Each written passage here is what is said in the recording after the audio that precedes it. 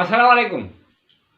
मोहम्मद सिद्दीक मिठू अरबाब वाला मौजू जागो अमी जागो मोमनो, माह रमज़ान आयो आयो माह रमज़ान आयो।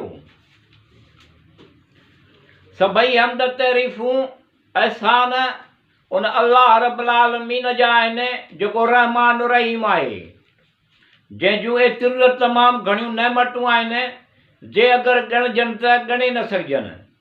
बकौल उलमा जे त ज़मीनूं पनाह थियनि, दरिया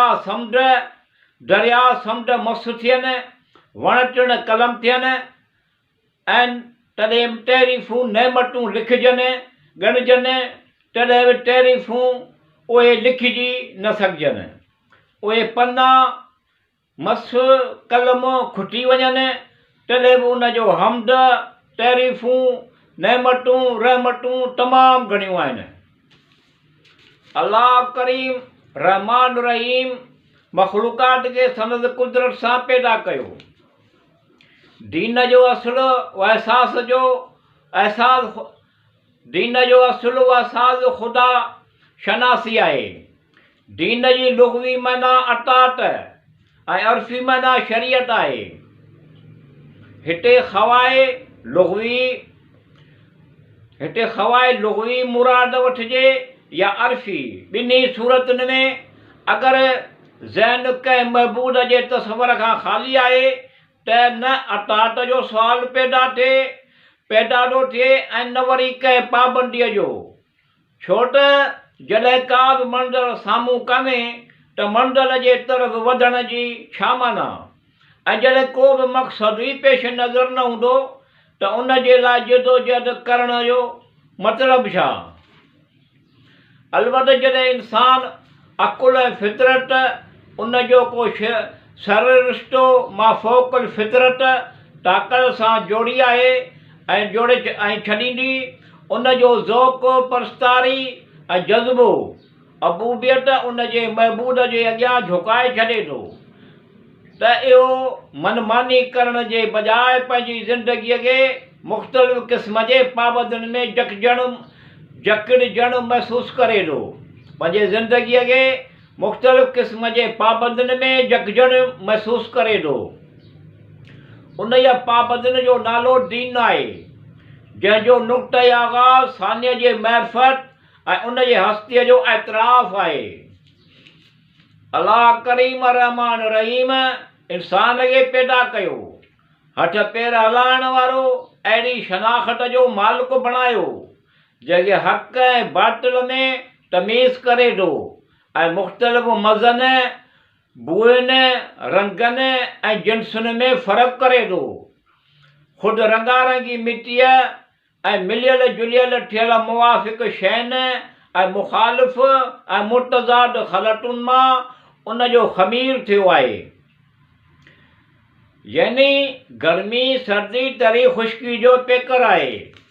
दुनिया में या जग जहान में अहिड़ा इंसान खे विरले ई नज़र अचनि था जिन जी हिकु अधु सिफ़त कमालात खां सवाइ का ॿी बि फज़ीलत निमाया हुजे। सभई मुतज़ाद सिफ़तूं कंहिंजे दामन में गॾु थी वञनि, छो त हर तबियत में हर कमाल जे वधण जे, हर सिफ़त जे उभरण जी सलाहियत कोन थींदी आहे, बल्कि हर फज़ीलत ख़ासि ऐं हर कमाल हिकु मिज़ाज मख़सूस रखे थो जेको उन्हनि औसाफ़ ऐं कमालात खां साज़गार थी सघनि था, जेके उन जी यकसानियत जो रंग रखनि था ऐं जिते हिकु जहिड़ाईअ जे बजाए तज़ाद जे सूरत में हुजनि, उते तबई तक़ाज़ी रोक बणिजी कंहिं ॿी फज़ीलत खे उभरण कोन था ॾियनि। मिसलनि जेके ॿ सख़ा जो तज़ाद ई आहिनि त इंसान में रहमदिली ऐं ख़ुदा तरसी जो विलविलो हुजे। कंहिंखे फ़िक्र, इफ़लास, बुख, बेहालीअ में ॾिसे थो त उनजो दिलि ॼणु कढ़णु लॻे थो ऐं ॿियनि जो ॾुख दर्द खां उन जा अहसासात तड़पनि था। ऐं शुजात ऐं ज़ोर आज़माईअ जो तक़ाज़ो ई आहे त तबियत में नरमी ऐं रहमदिलीअ जे बजाए खून रेज़ी या सफ़ाकी जो जज़्बो हुजे। हर घड़ी लड़ण ऐं उलझण जे लाइ तयारु, मरण मारण लाइ आमादा नज़र अचे। इन्हनि ॿिन्ही तज़ादनि में एतिरो केतिरो फ़र्क़ु करे सघिजे थो। अहिड़ो इंसान बि जो शुजात सां गॾु सूझ बूझ जो मादो बि बदर्जा उतम ॾिठो वियो आहे। फ़िक्र सां गॾु सखावत, शुजात सां गॾु तदबर ऐं राय ऐं इल्म सां गॾु अमली कारगुज़ारियां। अगरि इंसान में ज़िंदा दिली ऐं ख़ुशतबई जी झलक हुजे त उनजो रोब ऐं दब दबो दिलि मां निकिरी वेंदो आहे। पर हशाश बशाश मुंहं ते जलाल जो अहिड़ो आलम जो निगाह उनजे साम्हूं उथी कोन सघंदी। गर्ज़ इहो अहिड़े जामी शख़्सियत हुई जंहिंमें मुख़्तलिफ़ मुतज़ाद सिफ़ात समेटिजी गॾु थी वियूं हुयूं। संदसि सभई ताबंदनि सां गॾु जलवागर हुयूं। उनजी हिकु ज़िंदगी कई ज़िंदगियुनि जो मजमूओ ऐं हर ज़िंदगी सिफ़त कमाल जंहिंजी फ़ज़ीलत जो बेदाग़ खडोखाल उभरी साम्हूं अचे थो ऐं जंहिंजे हर कमाल ते नज़रूं ॼमी वेंदियूं हुयूं।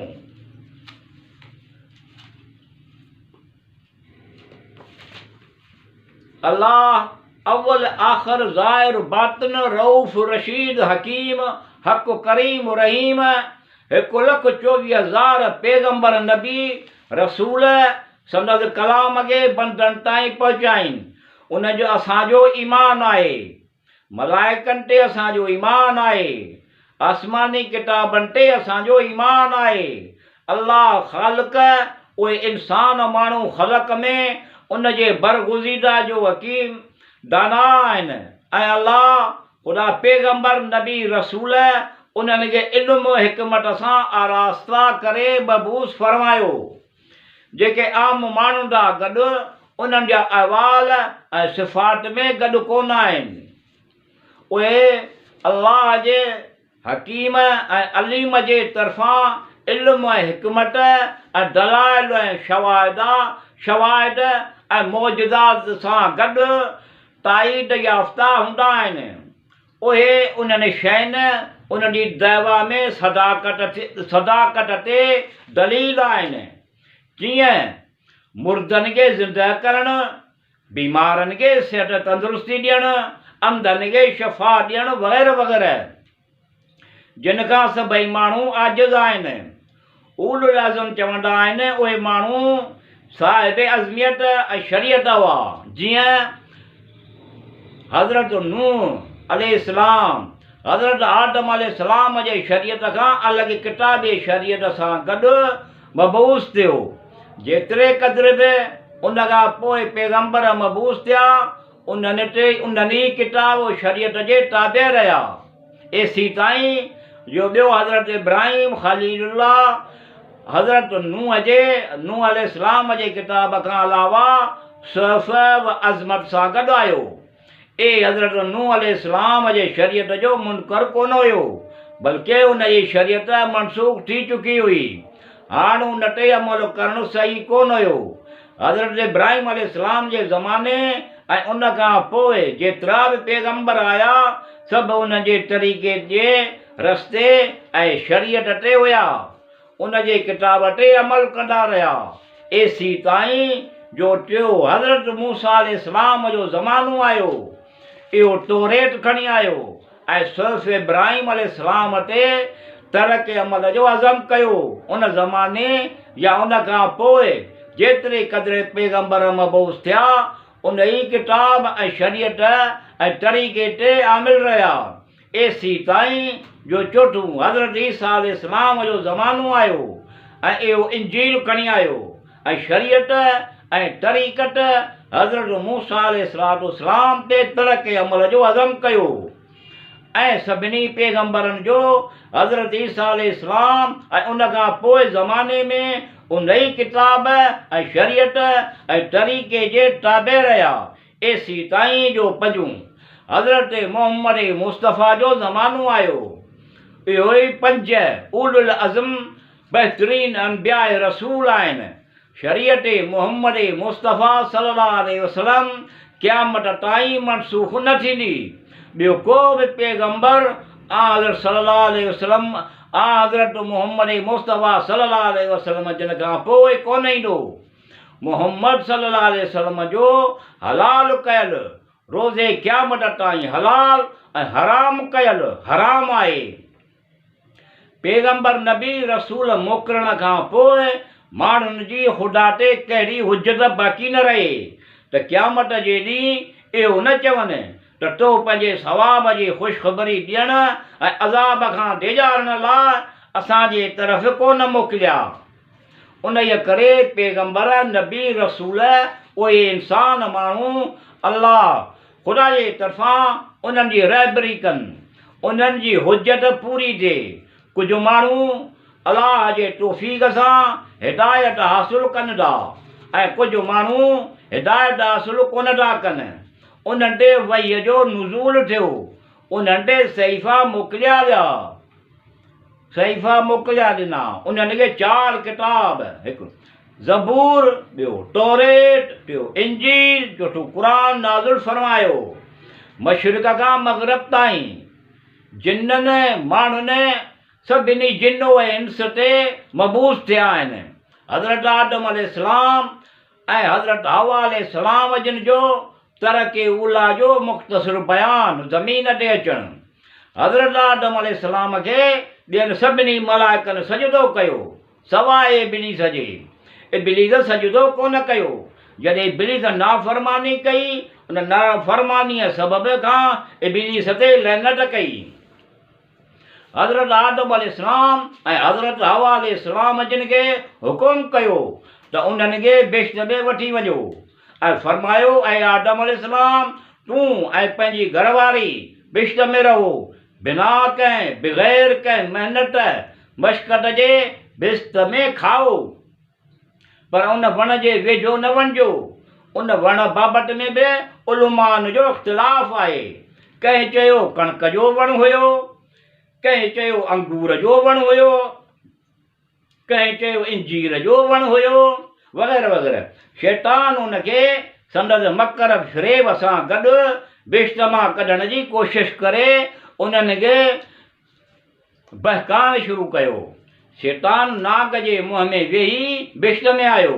हज़रत आदम अलैहिस्सलाम खे चयाईं, ख़ुदा तव्हांखे उन करे मना कयो आहे त तव्हां फ़रिश्ता थी वेंदाओ या तव्हां उन मां थींदाओ जो तव्हां हमेशह ज़िंदा रहंदाओ, कॾहिं बि कोन मरंदाओ। ऐं शैतान कसम खणी चवंदो रहे थो त तव्हां उन वण मां इहो मेवो उन जा फल खाओ।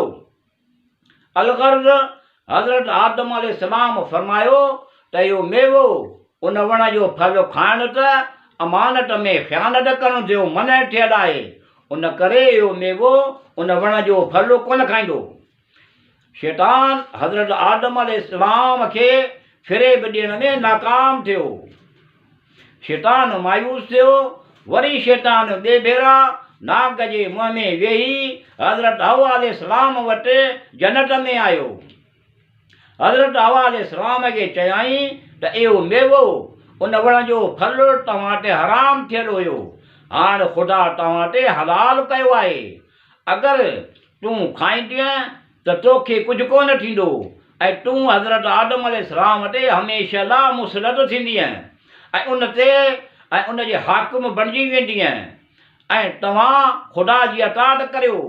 अहिड़ीअ तरह सां हज़रत हवा अलैहिस्सलाम शैतान जे ॻाल्हियुनि में अची वई ऐं चयाईं त आऊं उन जो तजुर्बो करियां थी ऐं उन वण तरफ़ रुख़ कयाईं। मलाइकनि कोशिशि कई त हज़रत हवा अलैहिस्सलाम खे इहो मेवो उन वण जो फल खाइणु न ॾियनि, पर अल्लाह ख़ुदा जो हुकुम थियो मलाइकनि खे मना कयाईं।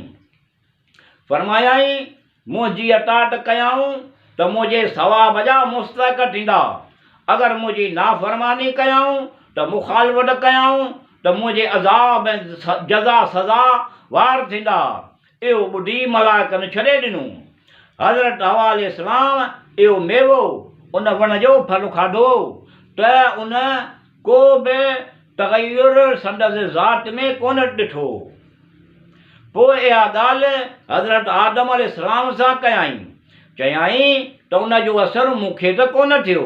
हज़रत हवा अलैहिस्सलाम ऐं जॾहिं इहा कैफ़ियत हज़रत आदम अलैहिस्सलाम खे ॿुधाई ऐं हज़रत आदम अलैहिस्सलाम हज़रत हवा अलैहिस्सलाम जे ॻाल्हि में अची वियो ऐं इहो मेवो उन वण जो फल खाधो त हज़रत आदम अलैहिस्सलाम जिन ते इहो असरु थियो। शैतान जे फ़िरेब में अची विया। अल्लाह ख़ुदा हज़रत आदम अलैहिस्सलाम हज़रत हवा अलैहिस्सलाम ऐं नाग ऐं शैतान खे हुकुम ॾिनो त तव्हीं सभु ज़मीन ते हेठि लही वञो, तव्हां मां कुझु हिकु ॿियनि जा दुश्मन थींदव। फरमायो शैतान तुंहिंजे औलाद जो दुश्मन आहे, शैतान तुंहिंजे औलाद जो दुश्मन आहे, उन अॻां तोखे आगाह कयो। हज़रत आदम अलैहिस्सलाम अल्लाह ख़ुदा जा कुझु कलमात सिखिया हुआ, उन्हनि खे पढ़ी वज़ीफ़ो करार ॾिनो, जंहिंजे वसीले अल्लाह हज़रत आदम अलैहिस्सलाम जी तौबा क़बूल कयाई वास्ते मुहाबे मोहम्मद सल्लल्लाहु अलैहि वसल्लम जे। बेशक तूं तौबा क़बूल करण वारो आहीं। हज़रत आदम अलैहिस्सलाम फरमायो त मूंखे उहो ई साॻियो मर्तबो हासिलु थिए अता कर, मुंहिंजो इहो ई बुलंद मर्तबो करार ॾे। ख़ुदा अल्लाह फरमायो तोखे तुंहिंजे औलाद ते हिदायत पहुचंदी। हज़रत आदम अलैहिस्सलाम जी ख़ता माफ़ थी वई। हज़रत आदम अलैहिस्सलाम मोहम्मद व आल मोहम्मद सल्लल्लाहु अलैहि वसल्लम जिन जो वास्तो मुहाबो ॾिनो। अल्लाह ख़ुदा हज़रत आदम अलैहिस्सलाम जी तौबा क़बूल कई ऐं ख़ुशनवी जो मुंहुं तुंहिंजे तरफ़ आदम अलैहिस्सलाम जो सलाम जे तरफ़ कयो ऐं पंहिंजे रहमतूं नेमतूं तुंहिंजे तरफ़ फिराए छॾियूं ऐं तोखे साॻियो रुतबो मर्तबो वापसि हासिलु कयो ऐं पंहिंजे हिसे में अञा बि घणो वधायो, ज़्यादा कयो। इन्नल्लाह व मलाइकतहू युसल्लून अलन नबी या अय्युहल्लज़ीना आमनू सल्लू अलैहि वसल्लमू तस्लीमा। सिपारो वमई यकनत 22 सूरत अल अहज़ाब 23। बेशक आयत नंबर 54। बेशक अल्लाह ऐं संदसि फ़रिश्ता पैगंबर ते दुरूद यानी सलवात सगोरी पढ़नि था। ऐं मोमिनो तव्हां बि मथ ते दुरूद यानी सलवात ऐं सलाम पढ़ो ऐं संदसि चङीअ तरह सां ताबेदारी करियो। 5 नबी अहिड़ा आहिनि जिन अरबी ॿोलीअ में गुफ़्तगू कई। हिकु हज़रत हूद अलैहिस्सलाम, ॿियो हज़रत सालिह अलैहिस्सलाम, टियों हज़रत शोएब अलैहिस्सलाम, चौथों हज़रत इस्माइल अलैहिस्सलाम, पंजों हज़रत मोहम्मद सल्लल्लाहु अलैहि वसल्लम जिन। 13 नबी तहरियल पैदा थिया। हिकु हज़रत आदम अलैहिस्सलाम, ॿियो हज़रत शोएब अलैहिस्सलाम, टियों हज़रत इदरीस अलैहिस्सलाम, हज़रत नूह अलैहिस्सलाम, पंजों हज़रत साम बिन नूह अलैहिस्सलाम, चौथों हज़रत इब्राहिम अलैहिस्सलाम, सतों हज़रत दाऊद अलैहिस्सलाम, हज़रत सुलेमान अलैहिस्सलाम, 9 हज़रत लूत अलैहिस्सलाम, 10 हज़रत इस्माइल अलैहिस्सलाम, हज़रत मूसा अलैहिस्सलाम, 12 हज़रत ईसा अलैहिस्सलाम, 13 हज़रत मोहम्मद सल्लल्लाहु अलैहि वसल्लम जिन। 6 नबी अहिड़ा जिन जा ॿ नाला आहिनि। पहिरियों हज़रत यूशा बिन नून जंहिंखे ज़ुल्कफ़ल, ॿियो हज़रत याकूब अलैहिस्सलाम जंहिंखे इसराईल, टियों हज़रत ख़िज़्र जंहिंखे इलियास अलैहिस्सलाम, चौथों हज़रत यूनुस अलैहिस्सलाम जंहिंखे ज़ुन्नून, हज़रत ईसा अलैहिस्सलाम जंहिंखे मसीह, 6 हज़रत मोहम्मद सल्लल्लाहु अलैहि वसल्लम जिन खे हज़रत अहमद सल्लल्लाहु अलैहि वसल्लम बि चवंदा आहिनि। नबी उहो आहे जेको फ़रिश्तनि खे ख़्वाब में ॾिसंदो आहे ऐं बेदारी जाॻण में सिर्फ़ु उन जी आवाज़ ॿुधंदो आहे। रसूल उहो आहे जेको ख़्वाब ऐं बेदारी जाॻण में बि ॿिन्ही हालतुनि में मलाइक खे ॾिसे बि थो ऐं उन जी आवाज़ ॿुधे बि थो। इमाम जी मंज़िलत उहा आहे सदाए मलाइक जी ॿुधे थो लेकिन उनखे ॾिसे कोन थो। हज़रत सुलेमान अलैहिस्सलाम जिन खे 13 साल उमिरि में ख़लीफ़ो कयो, 40 साल उन जी पैगंबरी ऐं बादशाहीअ जो ज़मानो हुयो। ज़ुल्करनैन 12 साल जी उमिरि में बादशाह ॾियो ऐं 3 साल बादशाह रहियो। हज़रत इदरीस अलैहिस्सलाम ते 30 सहीफ़ा नाज़िल थिया। हज़रत इदरीस अलैहिस्सलाम जो हिकु कनु ॿिए कन खां वॾो हुयो। हज़रत इदरीस अलैहिस्सलाम कपिड़ो सिबियणु ईजाद कयो, कपिड़ा सिबी पाईंदो हुयो। उन खां अॻु में माण्हू वण जा पन किले जा पननि सां जिस्म खे ढकींदा हुया। हज़रत इदरीस अलैहिस्सलाम ख़ताटी कंदो हुयो। हज़रत नूह अलैहिस्सलाम ॾेड़ो ईजाद कयो, पाणी दरिया समुंड ते हलंदड़ ॾेड़ो ठाहियो। हज़रत इब्राहिम अलैहिस्सलाम पहिरियों तहर करण जो हुकुम ॾिनो। हज़रत इब्राहिम अलैहिस्सलाम जिन जे दौर में निमरूद ऐं उन जा साथी जेके पैगंबर खे मारण लाइ जल्दी तमामु घणो जल्दी राज़ी थी विया। फिरौन ऐं उन जा साथीअ जी राय ॾिनी त हज़रत मूसा अलैहिस्सलाम ऐं संदसि भाउ हारून अलैहिस्सलाम खे छॾियो वञे ऐं जादूगरनि खे गॾु करियो ऐं मुक़ाबिलो करियो। उन्हनि हज़रत मूसा अलैहिस्सलाम खे मारण जो हुकुम कोन ॾिनो। पैगंबर नबी रसूल खे निशानियूं मौजूदा ॾिना। हज़रत मूसा अलैहिस्सलाम, हज़रत ईसा अलैहिस्सलाम, हज़रत मुहम्मद सल्लल्लाहु अलैहि वसल्लम जिन खे मौजूदा ॾिनाई। सो 6 रमज़ान मुबारक ते हज़रत मूसा अलैहिस्सलाम ते तौरेत नाज़िल थियो। 6 रमज़ान मुबारक ते हज़रत मूसा अलैहिस्सलाम ते तौरेत नाज़िल थियो। 12 रमज़ान मुबारक ते हज़रत ईसा अलैहिस्सलाम ते इंजील नाज़िल थियो। 18 रमज़ान मुबारक ते हज़रत दाऊद अलैहिस्सलाम जिन ते ज़बूर नाज़िल थियो। 23 रमज़ान मुबारक ते हज़रत मुहम्मद सल्लल्लाहु अलैहि वसल्लम जिन ते क़ुरान पाक जो नुज़ूल थियो। जागो अवी जागो मोमिनो, उथी रब पाक खे यादि करियो। अवी जागो ऐं जागो मोमिनो, माह रमज़ान आयो आयो, माह रमज़ान आयो। रोज़ा रखो रहमतुनि जो महीनो आयो। जागो अवी जागो मोमिनो, उथी रब पाक खे यादि करियो। अवी जागो ऐं मोमिनो, पाण रोज़ो रखो ऐं ॿियनि खे बि रखायो। खाओ पीओ मिसकीननि यतीमनि खे बि खारायो। उनजो अलाह अजुर वधायो, बरकतुनि जो महीनो आयो। जागो अवी जागो मोमिनो, उथी रब पाक खे यादि करियो। जागो अवी जागो मोमिनो, अलाह अजुर वधायो, बरकतुनि जो महीनो आयो। जागो अवी जागो मोमिनो, दिलि पंहिंजी सफ़ाईअ सां रहो हमेशह पकाईअ सां। नफ़्स पंहिंजो मुतमइन करियो, नेमतुनि जो महीनो आयो। जागो अवी जागो मोमिनो, सच सां साबित रहो, गुफ़्तगू नरमीअ सां करियो। इन्नमल अमाल बिन्नियात, ईअं हदीस में आयो। फज़ीलतुनि जो महीनो आयो। जागो अवी जागो मोमिनो, उथी रब पाक खे यादि करियो। अवी जागो मोमिनो, सुम सलात जा पाबंद थियो, दौर क़ुरान जा पढ़ो।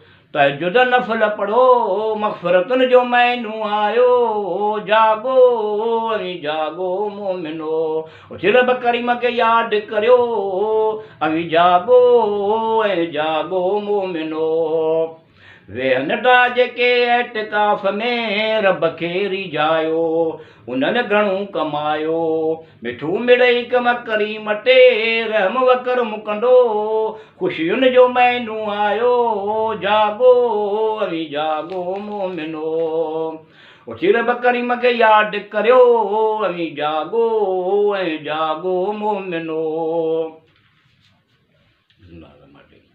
रब्बना आतिना फिद दुनिया हसनतम व फिल आखिरति हसनतम व क़िना अज़ाबन्नार अल्लाहुम्मा सल्लि अला मुहम्मद व आल मुहम्मद अल्लाहुम्मा सल्लि अला मुहम्मद व आल मुहम्मद व बारक व सल्लम अलैहि अल्लाहुम्मा सल्लि अला सय्यदना मुहम्मद व आल सय्यदना मुहम्मद व बारक व सल्लम अलैहि व आलिहि व सहाबी अजमईन आमीन बिरहमत या अरहमर राहिमीन या रब्बिल आलमीन या रहमान रहीम।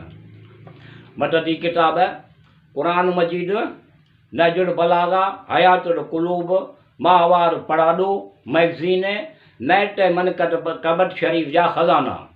अल्लाहुम्मा सल्लि अला मुहम्मद अल्लाहुम्मा सल्लि